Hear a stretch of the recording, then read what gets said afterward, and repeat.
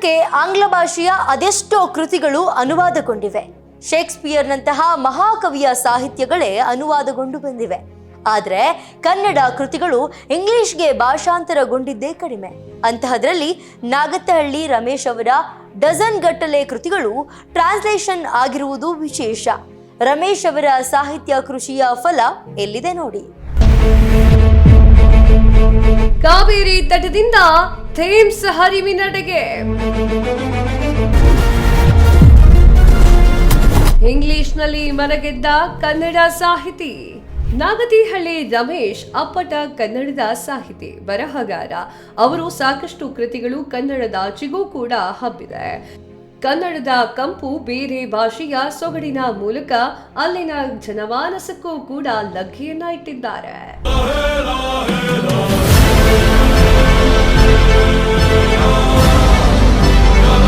ಇವರ ಮೊದಲ ಕವನ ಸಂಕಲನ ಸಮುದ್ರ ಮತ್ತು ಮಳೆಯನ್ನ ಅಂಕುರ್ ಬೆಟಗೇರಿಯವರು the sea and the rain ಹೆಸರಿನಲ್ಲಿ ಇಂಗ್ಲಿಷ್ಗೆ ಗಿರೀಶ್ ಜಕಪುರೆ ಅವರು ಸಾಗರ್ ಔರ್ ಬಾರಿಶ್ ಅಂತ ಹೆಸರಿನಲ್ಲಿ ಹಿಂದಿಗೂ ಕೂಡ ಅನ್ವಯಿಸಿದ್ರು.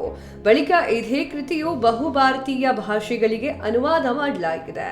ಈ ಒಂದು ಕವನ ಸಂಕಲನವನ್ನ ವಿದೇಶಿ ಭಾಷೆಗೂ ಕೂಡ ಅನುವಾದ ಮಾಡಲಾಗಿದೆ. ಅವರ ಹಲವು ಕವಿತೆಗಳನ್ನ ವಿಶ್ವವಿದ್ಯಾಲಯಗಳಲ್ಲಿ ಪದವಿ ಮತ್ತು ಸ್ನಾತಕೋತ್ತರ ಕೋರ್ಸ್ಗಳ ಪಠ್ಯಕ್ರಮದಲ್ಲಿ ಸೇರಿಸಲಾಗಿದೆ. ನಾಗತಿಹಳ್ಳಿ ರಮೇಶ್ ಅವರು ಪರಿಕಲ್ಪನೆ ಮಾಡಿ ನಿರ್ದೇಶಿಸಿದ ದಿ ರೂಟ್ಸ್ ಎನ್ನುವಂತಹ ಕಿರುಚಿತ್ರವು ಕನ್ನಡ ಭಾಷೆಯಲ್ಲಿ ಜೀವನದ ಅನುಭವಗಳನ್ನ ಸೆರೆ ಹಿಡಿಯುವ ಹೊಸ ಮತ್ತು ಉಲ್ಲಾಸಕರ ಪ್ರಯೋಗವಾಗಿದೆ. ಮತ್ತೊಂದು ಹೊಸ ಪ್ರಯೋಗವೆಂದರೆ ತಿಳಿ ಮತ್ತು ಇಂಗ್ಲಿಷ್ನ ಫ್ಯೂರ್ ಎನ್ನುವಂತಹ ಆಲ್ಬಂನಲ್ಲಿ ಕೊಳಲಿನ ಮಧುರ ಸಂಗೀತಕ್ಕೆ ಸಲ್ಲಿಸಲಾದ ವಿಶಿಷ್ಟ ಕವಿತೆಗಳ ಸಂಗ್ರಹವಾಗಿದೆ. ಕೊಳಲು ವಾದದ ಚಾಪು ಪದ್ಮನಾಭ ಈ ಒಂದು ಯೋಜನೆಗೆ ಸಂಗೀತ ಸಂಯೋಜನೆ ಮಾಡಿದ್ದಾರೆ. ಎಸ್.ಆರ್. ರಾಮಕೃಷ್ಣ ಮತ್ತು ಜೆನ್ನಿ ಅವರು ಸಹಯೋಗದೊಂದಿಗೆ ಪದ ರಚಿತ ಮತ್ತೊಂದು ಸಂಗೀತ ಕೊಡುಗೆಯಾಗಿದೆ.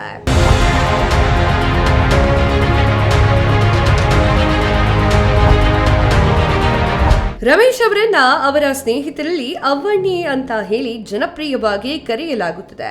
ಕನ್ನಡದಲ್ಲಿ ಜೀವ ಜೀವದ ಹಾಡು, ತಮಿಳಿನಲ್ಲಿ ಉಯಿರಿನ್ ಉಯಿರ್ ಪಟ್ಟು ಮತ್ತು ಇಂಗ್ಲಿಷ್ನಲ್ಲಿ ಸಾಂಗ್ ಆಫ್ ಎವ್ರಿ ಲೈಫ್ ಅನ್ನ ಎಸ್.ಆರ್. ರಾಮಕೃಷ್ಣ ಸಂಗೀತ ಸಂಯೋಜನೆ ಮಾಡಿದ್ದಾರೆ ಮತ್ತು ಮ್ಯಾಡೋಲಿನ್ ಪ್ರಸಾದ್ ಅವರ ಮೇಲ್ವಿಚಾರಣೆಯಲ್ಲಿ ಮತ್ತು ಕಿಶನ್ ಮೂರ್ತಿ ಅವರ ಧ್ವನಿಯೊಂದಿಗೆ ಆಡಿಯೋ ಸಿಡಿಗಳಾಗಿ ಬಿಡುಗಡೆ ಮಾಡಿದ್ದಾರೆ.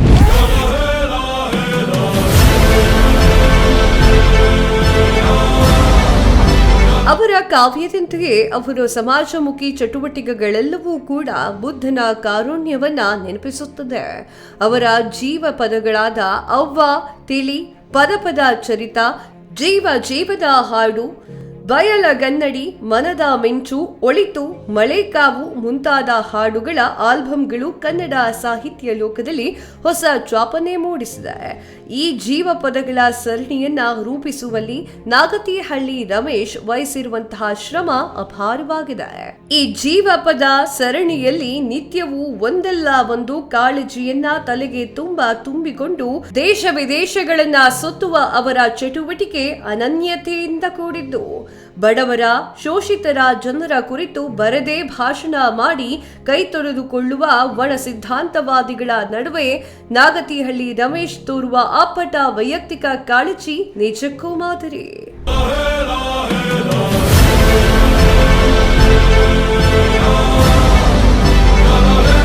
ಸಪ್ಪೆ ಅನ್ಬೇಡ ಒಂದ್ ಕಲ್ ಉಪ್ಪಾಕು ಅನ್ನುತ್ತಲೇ ಜೀವನ ಉದಾತ್ತ ಸಾಲುಗಳ ಮೂಲಕ ಸಮುದಾಯವನ್ನು ಪ್ರಭಾವಿಸುತ್ತಿರೋದು ನಾಗತಿಹಳ್ಳಿ ರಮೇಶ್ ಅವರು. ರಾಗಿ, ಭತ್ತ ಹುಟ್ಟುತ್ತಾ ಬೆಳೆಯುತ್ತಾ ಆಗಸವನ್ನೇ ದಿಟ್ಟಿಸುತ್ತವೆ. ಫಲದ ಹೊನ್ನ ಕಿರೀಟ ಮೈದುಂಬಿಕೊಂಡಾಗ ನೆಲದತ್ತ ತಲೆಬಾಗುತ್ತವೆ ಎಂಬ ಅವರ ಕವಿತೆ ಕರುಳ ಉದಾತ್ತತೆಯನ್ನು ಸಾರುತ್ತದೆ. ಅಂತೆಯೇ ರಮೇಶ್ ಅವರ ಉದಾರ ಗುಣವನ್ನೂ ಕೂಡ. ಇದೇ ಇವತ್ತಿನ ಸ್ಪೆಷಲ್. ನೋಡ್ತಾ ಇರಿ ಸ್ಪೀಡ್ ನ್ಯೂಸ್ ಕನ್ನಡ. ಸುದ್ದಿ ನಿಮ್ಮದು, ವೇಗ ನಮ್ಮದು.